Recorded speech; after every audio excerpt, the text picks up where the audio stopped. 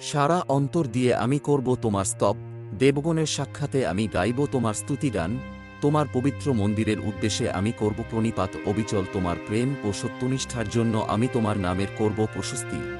সবার উপরে তুমি মহিমান্বিত করেছ তোমার নাম ও তোমার অনুশাসন। যেদিন আমি ডেকেছি তোমায়, তুমি দিয়েছ সারা, আমার প্রাণে শক্তি দিয়ে তুমি আমায় করেছ শক্তিমান। হে প্রভু পরমেশ্বর, পৃথিবীর সমস্ত রাজা করবে তোমার প্রশস্তি। তারা শুনেছে তোমার মুখনিসৃত বাণী, তারা প্রভু পরমেশ্বরের অপূর্ব কর্মধারার প্রশস্তি গাইবে। গাইবে প্রভুর গৌরব গান। যদিও প্রভু ঊর্ধ্বে সমাসীন, তবুও তাঁর কৃপা দৃষ্টি রয়েছে অবনতের প্রতি। গর্বোদ্ধ তোমার কাছে নিজেকে পারে না লুকাতে।